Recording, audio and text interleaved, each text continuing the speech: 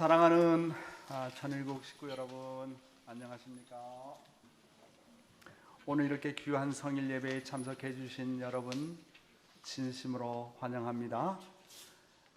지난주에는 비가 너무 내려가지고 이제 더위가 한풀 꺾였다고 생각을 했는데 아직도 막바지 더위가 기승을 부리는 것 같습니다.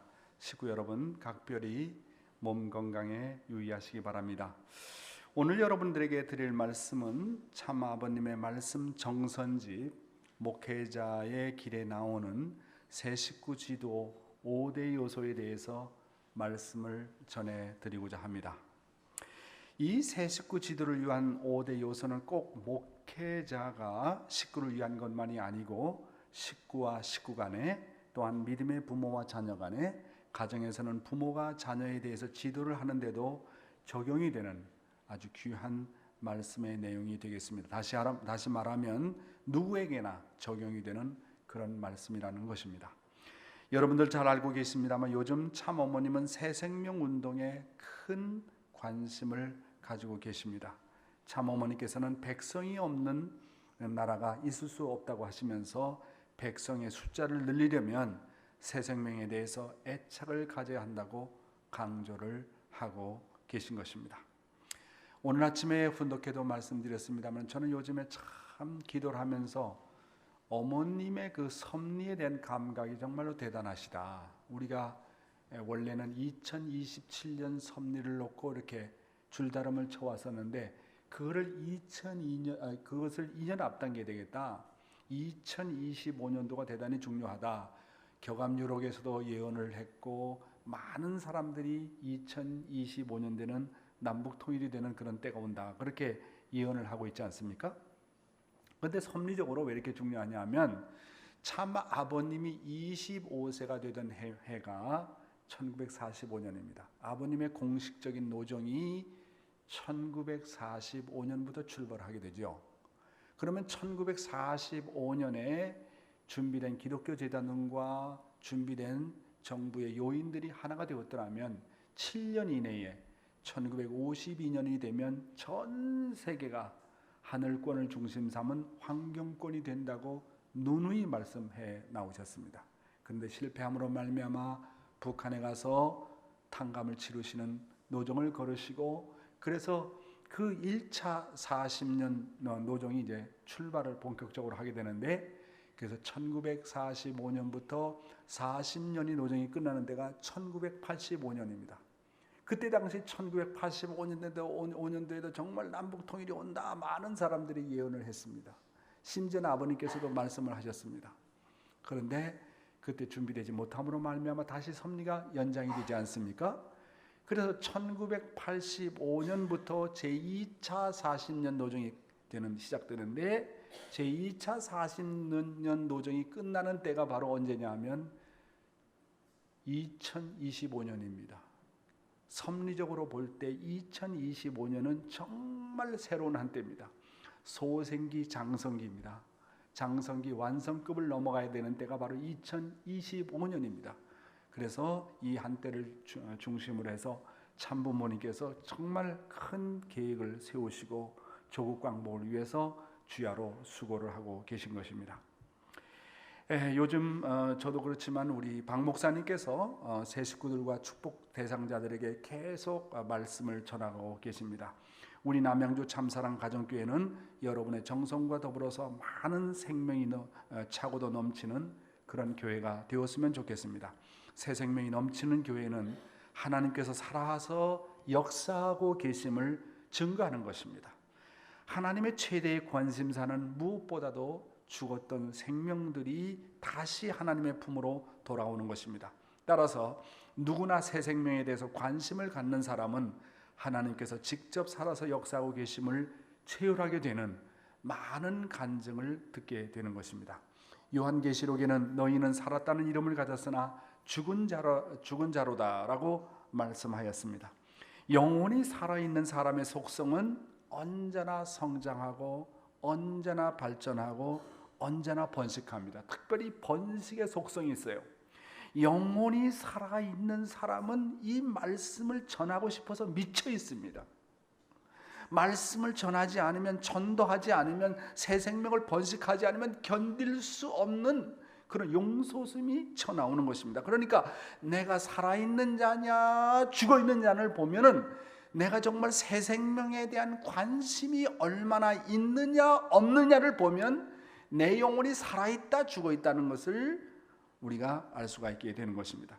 그리고 가정 맹세에도 우리 축복 가정들은 축복을 주변에 연결시키는 사람이 되라고 말하고 있습니다. 그러면 새롭게 들어오는 이 새 생명들에게 우리들은 과연 어떻게 그들을 섬기고 인도할 것인가에 대해서 참 아버님은 아주 구체적으로 목회자의 길에서 말씀하고 계십니다. 그래서 오늘 참부모님의 말씀을 중심 삼고 새 식구 지도자 새 식구를 지도하기 위한 5대 요소 가운데 그 첫 번째가 바로 뭐냐면 서로 위해 주라, 그런 말씀입니다. 한번 아버님의 말씀을 읽어볼게요. 여러분은 종적인 하나님과의 관계는 중요시하면서도 행적인 사람과의 관계는 무시할 때가 많습니다. 하나님을 위하는 만큼 사람을 위해야 됩니다. 그래서 예수님은 말씀하셨습니다. 너희가 지극히 작은 자 하나에게 행한 것이 곧 나에게 행한 것이니라고 하셨던 예수님의 말씀의 의미를 여러분은 알아야 된다는 것입니다. 오늘의 이 말씀은 무엇입니까? 하나님을 위하는 것이 곧 사람을 위하는 것이요, 사람을 위하는 것이 곧 하나님을 위하는 것이라는 말씀입니다. 따라서 진정으로 하나님을 위하는 사람은 사람을 위하지 않을 수 없다는 말입니다. 한국에서는 인내천이라는 사상이 있습니다. 인내천이라는 말은 사람이 곧 하늘이라, 그런 내용이 되겠습니다.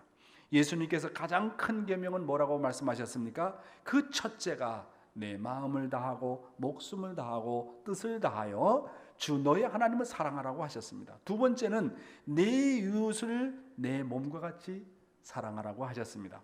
사실 알고 보면 이 두 계명의 말씀은 한 말씀입니다. 왜냐하면 주 너의 하나님을 마음을 다하고 목숨을 다하고 뜻을 다해서 사랑하면 자동적으로 내 이웃을 내 몸과 같이 사랑하게 되어 있기 때문에 그렇습니다. 우리가 하늘과 나 사이에 종적인 기준을 세우는 것은 결국 행적으로 그것을 번식하는 데 있는 것입니다. 복귀 섭리의 중심 인물들을 보면 하늘과 인간 사이에 세우는, 종적으로 세우는 믿음의 기대는 대부분 다 성공했지만 행적으로 가인과 아벨을 통해서 이루어지는 실체 기대를 세우는 인간관계에서는 거의 다 실패하였습니다. 하나님은 사랑할 수 있지만 나는 너와 같은 사람은 정말 사랑할 수 없다고 한다면 그것은 하나님을 사랑하는 것이 아닙니다. 안팎이 같아야 참사랑입니다. 그래서 진짜 하나님을 사랑하는 것은 이웃을 사랑하는 것과 다르지 않고, 이웃을 진짜 사랑하는 것은 하나님을 사랑하는 것과 다르지 않습니다. 하나님은 사랑한다고 하면서 사람을 사랑할 수 없다면 그것은 하나님을 무시하는 결과가 되는 것입니다. 그래서 첫째 계명과 둘째 계명이 결코 다르지 않다는 거, 진짜 진정으로 하나님을 사랑하는 사람은 사람을 사랑하지 않을 수 없고, 진심으로 사람을 사랑하는 사람은 하나님을 사랑하지 않을 수 없다는 것입니다.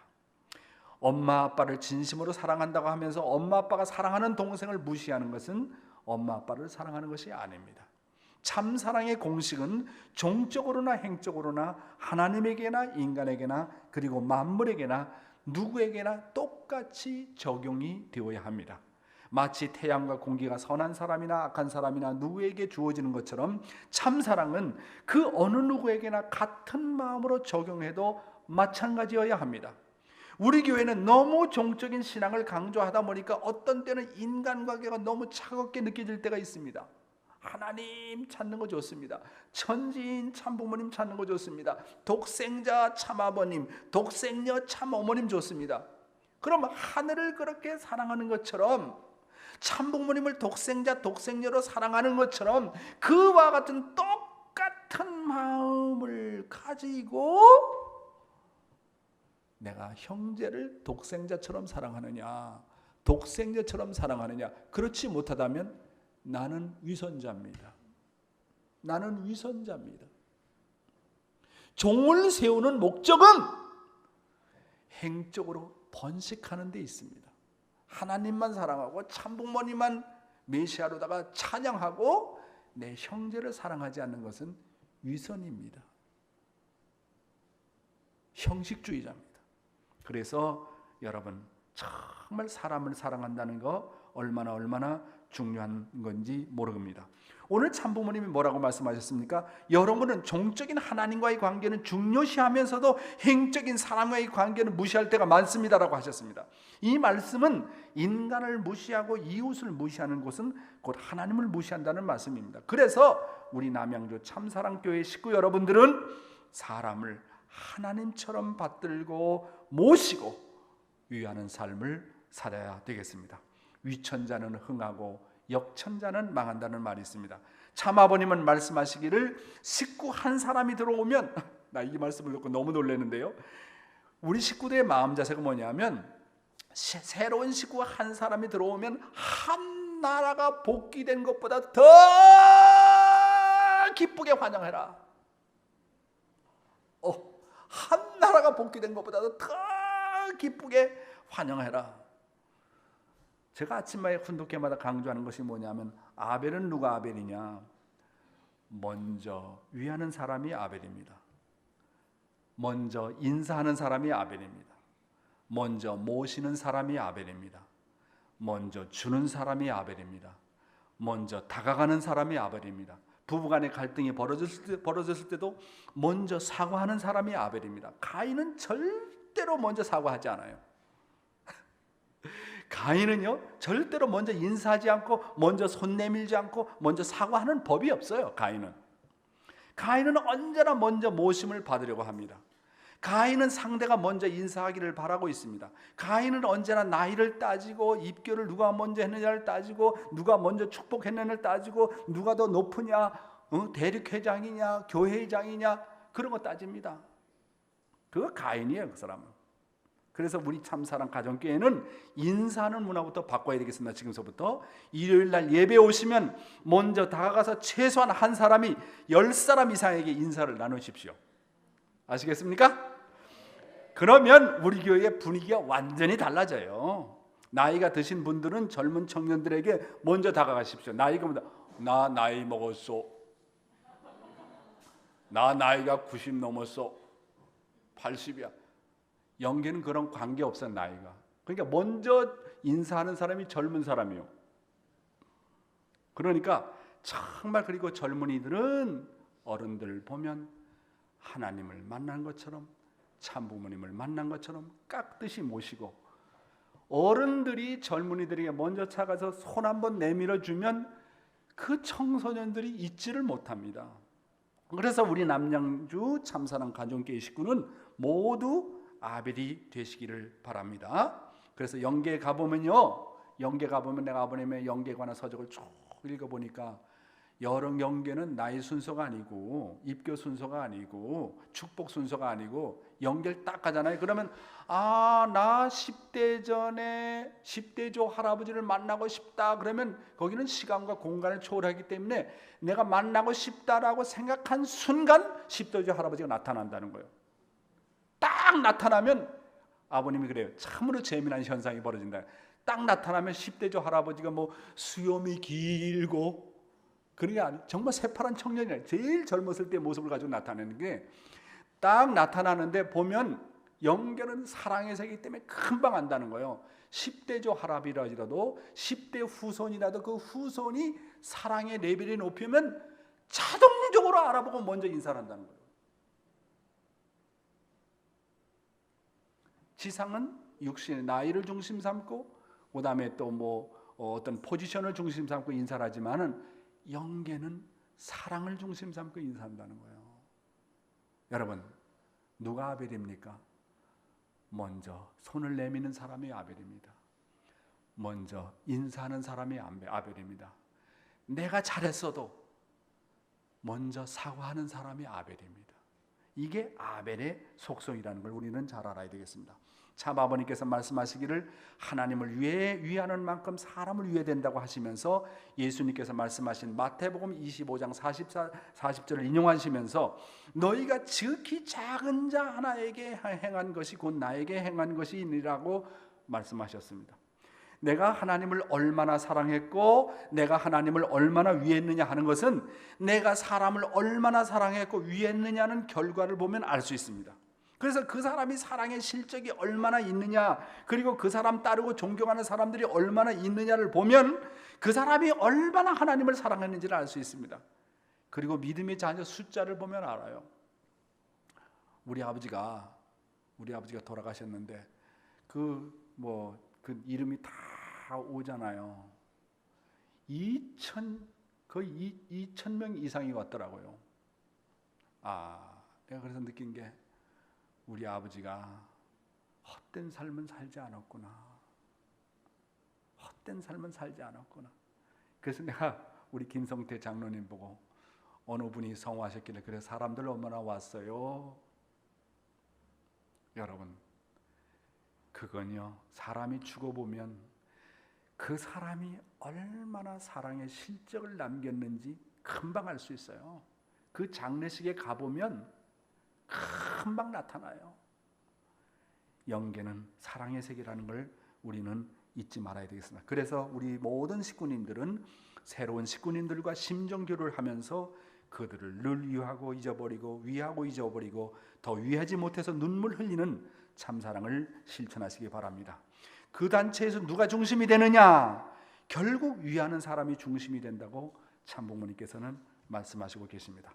다음으로 새 식구를 위한 5대 요소 가운데 두 번째 해당하는 요소는 언제나 주는 사람이 되라, 이렇게 말씀하셨습니다. 부모의 마음을 가지고 주어야 됩니다. 자기 욕망과 야심을 가지고 주어서는 안 됩니다. 하나님 아버지께서 그러셨기 때문에 여러분도 그래야 합니다. 열을 주고 백을 거두려는 자는 망합니다. 그런 사람은 심정을 중심한 세계로 못 들어갑니다.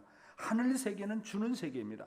줄 때는 내 마음에 물질을 플러스해서 주어야 합니다. 하나님의 심정을 갖고 주는 것은 누구도 빼앗지 못합니다.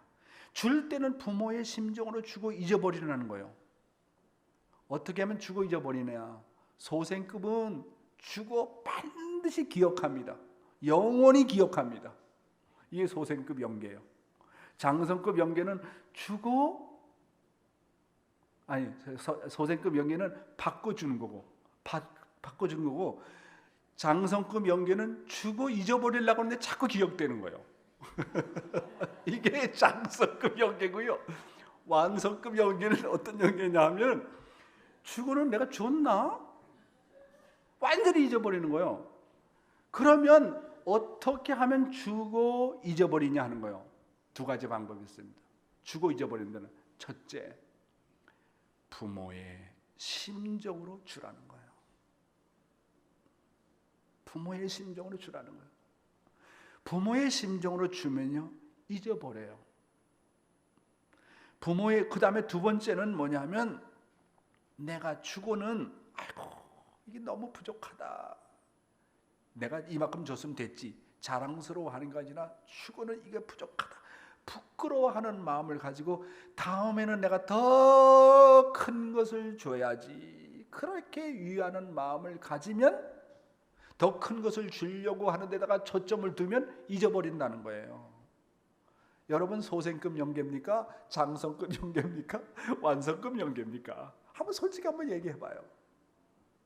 바꿔주는 타입이냐, 주고 받기는 받는데 주고는 언제나 기억되는 타입이냐, 완성급은 주고 잊어버리고 더 주지 못해가지고 눈물까지 흘리는 사랑이냐 하는 것입니다. 사랑이 가는 곳에는 물질이 가는 것처럼 내가 줄 때는 내 심정에 물질을 담아주라는 것입니다. 수수작용은 주고받는 것이지 바꿔주는 것이 아닙니다. 사랑은 주는 것으로서 더 많이 채워진다는, 나 이 말씀을 깨닫고 얼마나 감동을 받았는지. 뭐라고요? 사랑은 주는 것으로서 더 많이 채워지고 돈은 줌으로써 베풀므로써 주관되어진다. 저는 이 말씀에 너무 감동받았어요. 돈은 끌어모으려고 하는 것이 주관되어지는 것, 주관하는 게 아니라 돈은 줌으로써, 베풀므로써 주관되어지고 돈은 줌으로써 더 채워진다는 것. 그래서 이 원칙을 깨달은 사람은 주지 말래도 자꾸 주는 겁니다. 왜냐하면 주면 줄수록 더 크게 채워지는 법칙을 알았기 때문에 그런 거예요. 그러므로 사랑은 내가 주는 한 영원히 계속되는 거야. 주면 더 커지는 거야. 자꾸 주고 더 커지고 돌아오고, 이만큼 받았으니까 내가 더 커져야지. 계속 커지다 보니까 어떻게 됩니까? 주는 세계 속에서 영원이라는 세계가 온다는 거예요. 참 아버님, 나는 그래서 우리 아버님 정말 사랑해. 왜냐하면 이런 법칙을 어떻게 이렇게 발견했는지 몰라요. 그러므로 사랑은 내가 주는 한 영원히 계속되는 것입니다. 마치 샘물은 떠내도 마르지 않는 것처럼 내가 남에게 주는 사랑은 영원히 목마르지 아니하니라. 아주? 그리고요, 사랑은 주면 줄수록 커집니다. 이것은 참사랑의 정말 놀라운 법칙인데요. 그래서 아버님 뭐라 했습니까? 주는 자는 결코 망하지 않는다. 그래서 하늘은 위에서 주는 사람은 반드시 하늘의 보호를 받기 때문에 망하는 법이 없다고 하셨습니다. 성경 마태복음 10장 42절에 또 누구든지 제자의 이름으로 이 작은 자 중에 하나에게 냉수 한 그릇이라도 주는 자는 내가 진실로 너에게 이르노니 그 사람이 결단코 상을 잃지 아니하니라 하시니라. 줄 것이 없어서 냉수 한 그릇이라도 정성껏 대접하는 자는 하나님이 결코 잊지 않고 상을 주신다고 했습니다. 하늘은 상대에게 얼마나 많이 주었느냐를 보시지 않고 주는 사람의 마음을 보신다. 과부가 동전 한 잎을 바쳤는데 하나님이 그걸 기억한다. 그 적은 돈을 바쳤는데 왜 하늘이 기억하느냐? 그것이 그 과부가 가진 모든 거라는 거예요. 동전 한 잎을 가진 모든 것을 하늘 앞에 바쳤다. 그 마음이 귀하다는 거 아닙니까? 제가 통일신학교 때 이제 최정찬 교수님 오셨나요? 안 보이시네 오늘. 저기 내가요 신학교 때 이제 근무를 하는데 신학교에 이제 들어온 한 학생이 좀 다리를 절어요. 굉장히 많이 절어요. 그래서 이제 어디 갔다 오다가 정말 지쳐가지고 이제 점심도 이제 제대로 못 먹고 그래 있는 상태인데, 그 아가씨가 신학생인데 그때 방학 때였어요. 방학 때니까 참 뭐 그렇죠. 밥 제대로 챙겨 먹기 어렵지 않습니까? 근데 이 아가씨가 내가 밥 못 먹었다는 걸 알고 쩔뚝쩔뚝 하면서 시장에 가서 파도 사고 배추도 사고 해가지고 반찬을 아주 정성껏 밥을 준비를 해가지고 나에게 줬는데 내가 그 밥을 먹으면서 눈물이 나오더라고요. 그런데 그 밥 한 끼 얻어먹은 게 일생을 잊을 수 없어요.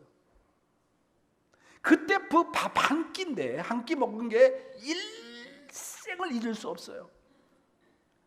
그래서 깨달은 게 뭐냐면 주되 정성을 담아서 주라는 거예요.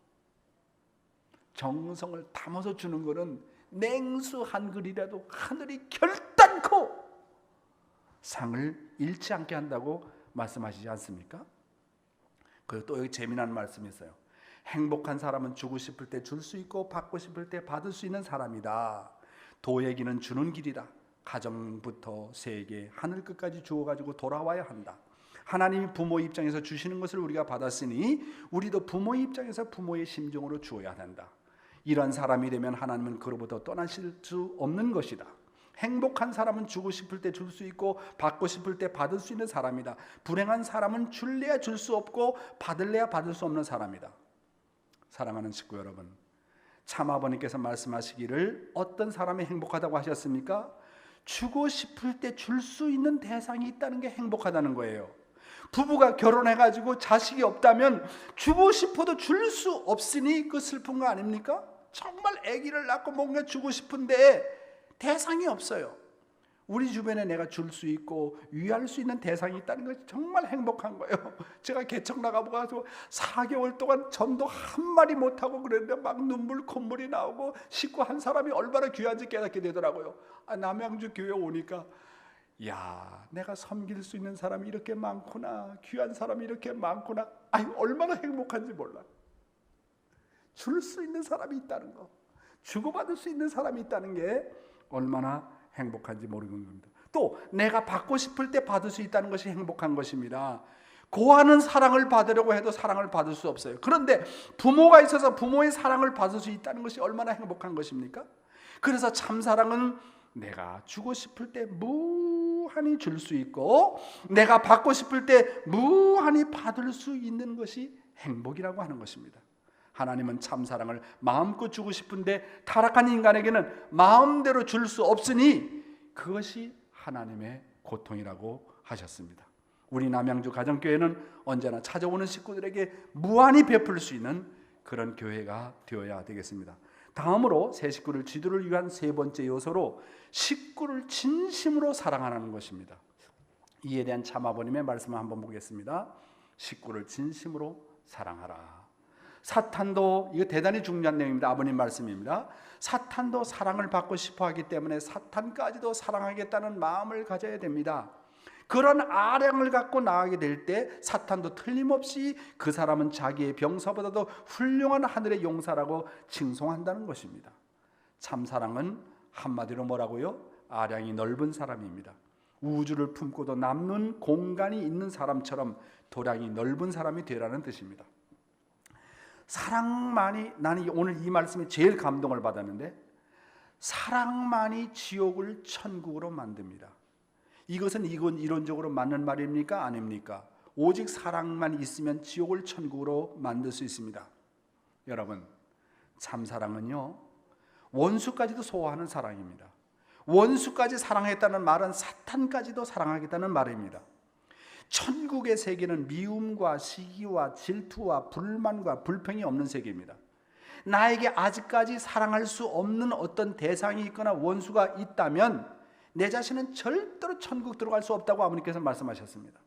그래서 하나님의 구원에 대한 개념은 단 한 사람도 빠짐없는 전체 구원입니다. 하나님의 참사랑의 개념에는 원수라는 단어가 없습니다. 만약에 하나님에게 원수와 미움이라는 개념이 있다면 그 하나님은 참된 하나님이 될 수가 없어요. 여러분, 하나님의 사랑은 마치 햇빛과 공기와 비와 같습니다. 선한 자나 악한 자나 빛과 공기와 비는 온 만상을 골고루 비추고 스며들고 내립니다. 하늘에서 값없이 빛과 비와 공기를 아름다운 지구촌에게 아낌없이 내려주고 있습니다. 잘났거나 못났거나 관계가 없어요. 원수거나 원수가 아니라 관계가 없어요. 공평하게 모두에게 차고 넘치도록 공급해 줍니다. 이게 하나님의 참사랑이라는 거예요. 우리가 그런 참사랑을 가질 때 지옥도 천국으로 만들 수 있다고 하는 것입니다. 나에게는 원수라는 개념이 없다고 생각하고 모든 것을 사랑할 수 있어야 됩니다. 나에게 원수가 있다는 것은 내가 아직까지 넘어가야 될 산이 아직 남아있다는 거예요. 내가 아직까지 탕감해야 될 내용이 남아있다는 거예요. 내가 미운 사람이 있다는 것은 내가 넘어가야 될 고개가 아직 남아있다는 겁니다. 우리의 사명은 지옥도 천국으로 만들어야 될 사명이 있다고 말씀하시지 않습니까? 지옥을 천국으로 만들 수 있는 비결은 오직 사랑이라고 말씀하시지 않았습니까? 여러분, 여기에 포인트가 있어요. 대단히 중요한 거예요. 나는 오늘 이 말씀에 여기 키포인트요. 천국과 지옥은요, 따로 정해진 곳이 아니라 내 자신이 정하는 것이 아니라고 참아버님께서 말씀하십니다. 내가 천국 가고 싶다고 가고 지옥 가고 싶다고 가는 게 아니라는 거예요. 야, 여기 포인트는 내가 모든 것을 사랑할 수 있으면 그것이 천국이 느니라. 내가 사랑할 수 없으면 그것이 지옥이 느니라. 누가 결정한다고요? 사랑할 수 없는 사람도 사랑하면 그게 천국입니다. 내가 사랑할 수 없는 분야가 있고 사랑할 수 없는 사람이 있다면 내 스스로가 지옥을 만드는 겁니다. 누가 천국을 만드느냐, 누가 지옥을 만드느냐. 따라서 여러분, 원수까지도 사랑하라고 하지 않습니까? 지옥은, 천국과 지옥은 자기가 선택해서 가는 거예요. 결국은 지옥까지도 사랑할 수 있는 사람, 사탄까지도 사랑할 수 있는 사람, 이런 사랑의 챔피언이 모두가 되어야 되겠습니다. 그래서 성경에서도 믿음과 소망과 사랑 중에 사랑이 제일 크다고 말씀하시지 않습니까? 현대 사람들은요, 모두가 사랑이 없어서 외로워하고 있습니다. 그러면 이들을 어떻게 부활시킬 것인가? 그 사람들에게 어떻게 마음의 문을 열게 할 것인가? 그것은 오직 사랑만이 가능합니다. 오직 상대를 진정으로 사랑하는 마음만이 상대의 마음을 열게 하는 것입니다. 믿음만으로는 안 됩니다. 소망만 주어서도 안 됩니다. 오직 사랑이라야 믿어지게 되고 소망을 가지게 되는 것입니다. 사랑만이 마음의 혁명을 일으킬 수 있습니다. 지금은 대전환기입니다. 하나님과 참 부모님의 승리의 운세를 땅 위에 연결시키려고 하는 때입니다. 따라서 이 시대는 사랑을 터전으로 한 믿음, 사랑을 터전으로 한 소망, 사랑을 터전으로 심정의 뜻을 대해 나갈 때 많은 심령들을 부활시킬 수 있고 새로운 생명들이 들어오면 우리가 부활시킬 수 있다고 하는 것입니다. 성경에도 이런 내용이 잘 나와 있고 지난번 훈독 시간에도 말씀을 드렸으면 다시 한번 반복하겠습니다. 성경 고린도전서에 나오는 내용입니다. 내가 사람의 방언과 천사의 말을 할지라도 사랑이 없으면 소리나는 구리와 울리는 꽹과리가 되고, 사람의 방언을 한다, 영계가 통한다는 거 아닙니까? 천사의 말을 한다. 야, 믿음이 정말로 대단하지 않습니까? 그럼에도 불구하고 아무리 영통하고 그 사람이 영매자가 되어가지고 중심령을 빼내고 뭐 어쩌고 저쩌고 뭐 한다 할지라도 그 사람의 마음속에 사랑이 없으면 뭐라고요? 울리는 꽹과리다, 소리나는 구리다. 그리고 뭐라고 그랬습니까? 내가 예언하는 능력이 있어 모든 비밀과 모든 지식을 알고 또 산을 옮길 만한 모든 믿음이 있을지라도 사랑이 없으면 내게 아무것도 아니요. 예언하는 능력이 있어요. 2025년도에 남북 통일이 됩니다. 언제 천일국이 됩니다. 당신 30년 후에 이런 일이 벌어질 겁니다. 예언하는 능력이 있습니다. 모든 비밀을 다 압니다. 저 사람 과거에 뭘 했고 뭐 했고 모든 비밀을 압니다. 지식입니다. 박사입니다. 산을 옮길 만한 믿음이 있어요. 저 산을 들어서 바다에 옮기라 그러면 바다로 옮겨집니다. 그런 믿음이 있어도 그 사람의 마음 가운데 사랑이 없으면 뭐라고요? 아무것도 아니다. 영어 표현이 더 재밌어요. It is nothing. You are nothing. 아무것도 아니야 이놈아. 너 아무것도 아니야. 믿음 자랑하지 마라. 기적 일으킨다고 자랑하지 마라. 뭐 기도해가 치유한다 그거 자랑하지 마라. 네 마음 가운데 정말 사랑이 있느냐 없느냐 하는 거예요. 하나님은 진실을 보십니다. 하나님은 참을 보십니다. 하나님은 그 사람 속에 사랑을 보십니다. 그래서 내게 있는 것을 모든 것을 구제하고 내 몸을 불사르게 내줄지라도 사랑이 없으면 내게 아무것도 유익이 없느니라. 좀 모순된 말 같지 않습니까? 어떻게 사랑이 없는데 남을 구제하고 사랑이 없는데 내 몸을 불사르게 내줄지라도, 좀 모순이 되는 말 아닙니까? 그런데 아버님 뭐라고 그러시냐면, 영계에 가서 내가 두루두루 다 돌아다녀 보고 지옥에 가보니까 내가 깜짝 놀란 게 있다. 아버님 말씀에 나와요. 깜짝 놀란 게, 지옥에 가보니까 말이야 순교한 사람들이 지옥에 많이 와 있더라. 그래서 내가 깜짝 놀랐다. 알고 보니까 그 사람의 동기가, 내가 이렇게 사자의 밥이 되고 내가 이렇게 순교하면 나는 천국 가는 것은 따놓은 당상이다. 자기가 동기가 되었더라는 거예요. 그 자기가 동기가 되어서 순교한 사람은 알고 보니까 자살하는 결과다라는 거예요. 자살하는 결과. 그러니까 뭐라니까, 내 몸을 불살러 내줄지라도 사랑이 없다면 아무 유익이 없다.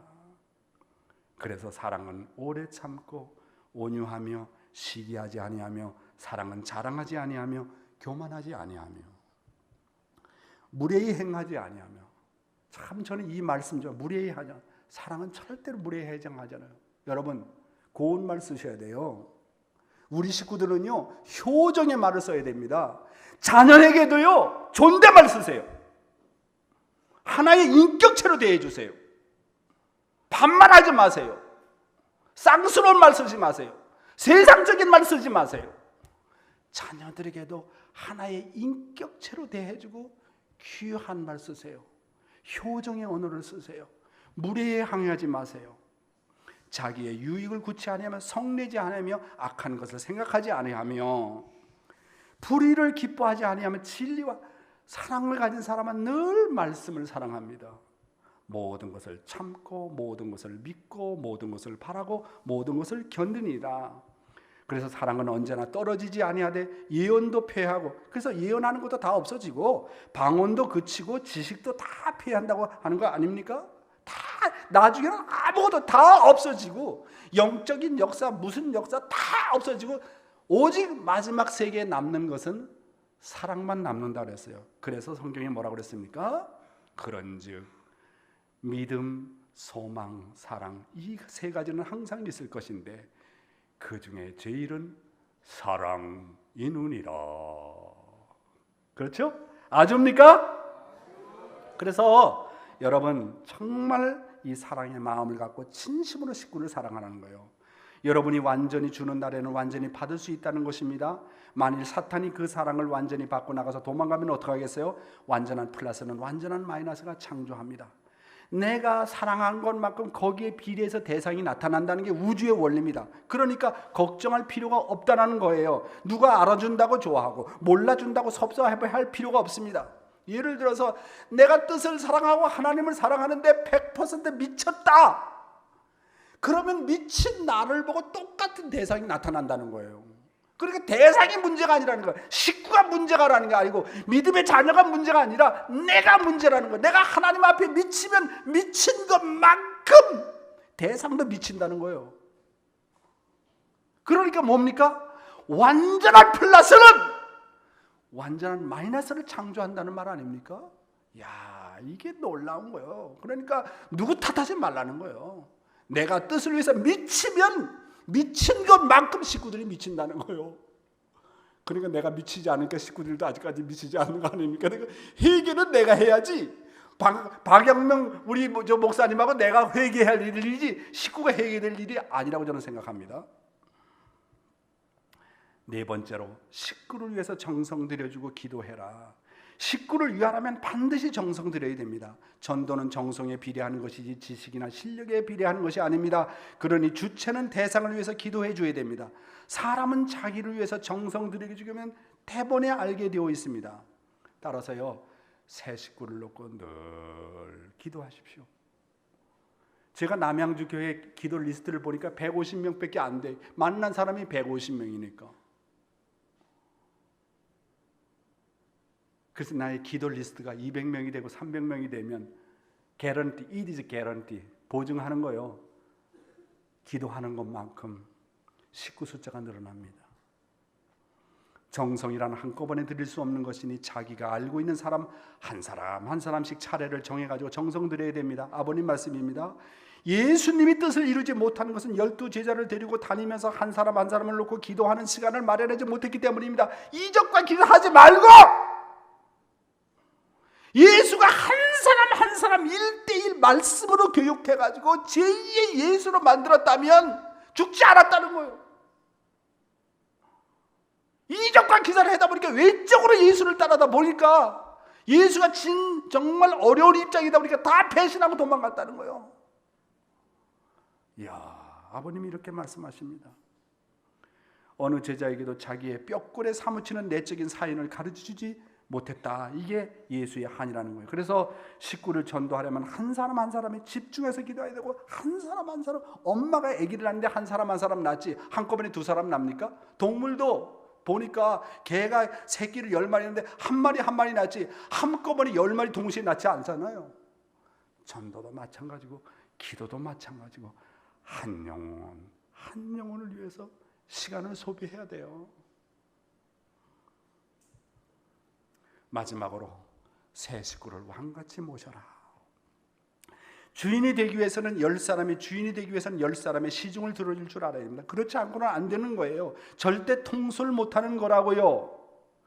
오는 사람을 왕같이 대하고 왕같이 모시고 왕같이 대접하라는 거예요. 그래서 가르쳐주고, 우리 스승이 저렇게 아무것도 아닌 나를 왕같이 대해주고 왕같이 봉사하니 그야말로 높으신 왕과 같은 그분을 어떻게 모실까 할 수 있게 돼야 돼요. 그 전통을 세워야 됩니다. 하나님의 아들의 자격이 거기서부터 부여된다는 걸 잘 알아야 돼요. 우리 기존 식구들은 새로운 식구들이 들어오면 참 아버님 말씀처럼 한 나라가 복귀된 것보다 더 기쁘게 환영하고 그들을 환영해야 되겠습니다. 그 새 식구가 찾아오면 여기 150명이 모였다면 한 사람 한 사람 다 찾아가서 안아주고 악수해주고 수고했다고 한번 생각해 보세요. 그렇게 되면요, 그 식구는 남양주 용 목사가 와가지고 거기다가 참사랑이라는 말을 넣었는데 남양주 가정교회가 아니라 남양주 참사랑 가정교회라고 했는데, 이 교회는 정말 참사랑이 넘쳐나구나, 그렇게 느껴지지 않겠습니까? 말씀만 듣고 실천 안 하면 의미가 없지 않습니까? 그렇죠? 자, 새 식구의 5대 요소가 뭐라고요? 첫째가 서로 위해주라. 정말 위해주라. 언제나 주라. 주고는 잊어버려라. 더 주지 못해서 부끄럽게 생각하고 눈물을 흘려라. 식구를 진심으로 사랑하라. 조건적으로 사랑하지 말라. 전도한다는 조건 가지고 사랑하지 말아라. 진짜 사랑하라. 식구를 위해 정성 들여주고 기도해라. 집에 들어와서 아침에 일어나서 저녁 잠자리 들기 전에 그 영혼을 놓고 진짜 기도해주고 정성 들여줘라. 찾아오고들랑 식구를 왕같이 대접해라. 한 나라가 복귀된 것보다 더 기뻐하고 감사해라. 이것이 바로 심정의 문화입니다. 심정의 문화. 우리 남양주 가정교회가 이런 심정의 문화를 가지고 새 생명을 위해서 기도하고 정성 들인다면 우리 남양주 교회는 하나님이 축복하시고 하나님이 살아서 역사하시는 것을 분명히 우리를 통해서 보여줄 것이라고 믿어 의심치 않습니다. 감사합니다.